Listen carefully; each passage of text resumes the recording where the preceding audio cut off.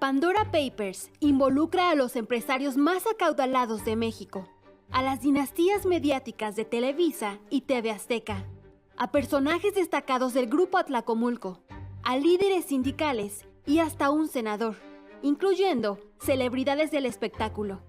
Un aspecto importante de este tema es que muchos de los personajes que nosotros mencionamos han ocupado cargos de poder o de toma de decisiones, ya sea como legisladores o como funcionarios públicos. Y ahí la importancia de dar a conocer sus nombres, porque es justamente desde esos cargos desde donde se deciden una serie de políticas públicas que pueden marcar nuestro país. Y también lo relevante de esto es que muchos de los funcionarios que aparecen en estos papeles con cierto patrimonio no reflejaban o no daban a conocer ese patrimonio en sus declaraciones patrimoniales. Dentro de este universo destaca un grupo, cercanos y aliados políticos del expresidente Enrique Peña Nieto, cuyo sexenio fue manchado por múltiples escándalos de corrupción. Es el caso de Arturo Montiel Yáñez, hijo del exgobernador del Estado de México, Arturo Montiel, exjefe y padrino político de Enrique Peña Nieto. Arturo Montiel Yáñez registró un fideicomiso en las Islas Vírgenes Británicas por un monto de 3.5 millones de dólares, tan solo 6 días antes de que su padre terminara su gestión al frente de la entidad mexiquense. Un aspecto importante de este tema es que muchos de los personajes que nosotros mencionamos han ocupado cargos de poder o de toma de decisiones, ya sea como legisladores o como funcionarios públicos. Y ahí la importancia de dar a conocer sus nombres, porque es justamente desde esos cargos desde donde se deciden una serie de políticas públicas que pueden marcar nuestro país. Y también lo relevante de esto es que muchos de los funcionarios que aparecen en estos papeles con cierto patrimonio no reflejaban o no daban a conocer ese patrimonio en sus declaraciones patrimoniales. Otro caso es el de Jesús Murillo Ortega, hijo del exgobernador priista de Hidalgo, Jesús Murillo Caram. Caram fue uno de los más cercanos al círculo de Enrique Peña Nieto. Fue procurador de la República cuando ocurrió la desaparición de los 43 estudiantes de la Normal Rural de Ayotzinapa. Su hijo, con $1 millón, creó una sociedad en Panamá para invertir en bienes raíces. La transacción fue registrada justamente cuando su padre estaba al frente de la Procuraduría General de la República. Murillo Caram es considerado uno de los políticos más poderosos y acaudalados del estado de Hidalgo.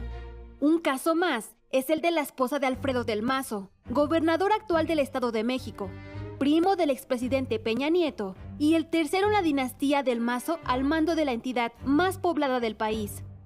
Los paraísos fiscales no distinguen colores ni espectro político. En la lista también están los hermanos Marcelo y Carlos de los Santos, hijos del exgobernador panista de San Luis Potosí, Marcelo de los Santos Fraga. Paulina Díaz Ordaz, nieta del expresidente Gustavo Díaz Ordaz y esposa del consejero del Partido Verde y diputado local en el Congreso de la Ciudad de México, Jesús Sesma Suárez. Además aparecen el actual secretario de Gobierno de Coahuila, el priista Fernando Donato de las Fuentes, y el exgobernador de esa entidad, Enrique Martínez y Martínez, también del tricolor. La lista incluye a personajes como el jefe de la oficina del gobernador de Morelos, Cuauhtémoc Blanco, José Manuel Sáenz Rivera, quien estuvo bajo la lupa en varios momentos de su trayectoria, como representante de jugadores como Hugo Sánchez, Rafael Márquez y el propio Blanco. Destacan también el secretario de Salud de Oaxaca, Juan Carlos Márquez Hein, y Francisco Patrón Laviada, hermano del exgobernador panista de Yucatán, Patricio José Patrón Laviada. Además están identificados contratistas de petróleos mexicanos, firmas que habrían recibido recursos millonarios durante los sexenios de Vicente Fox Quesada, Felipe Calderón y Enrique Peña Nieto, y cuyos representantes también se valieron de estos esquemas.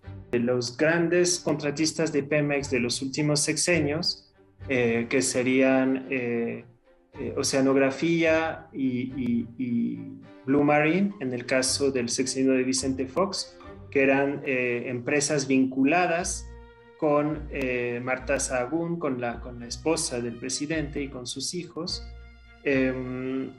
la empresa contratista Oro Negro, que fue una enorme contratista en el sexenio de Enrique Peña Nieto y después cayó de la gracia de Pemex y estuvo involucrada en problemas muy fuertes. Vemos que estas tres empresas, más empresas socias de Odebrecht, de la constructora brasileña involucrada en los sobornos a Emilio Lozoya, que era el director de Pemex, sabemos cómo esta galaxia de empresas y de empresarios que han ganado millones y millones de pesos, incluso de dólares, a través de los contratos con Pemex, pues han tenido sus estructuras offshore con distintos propósitos.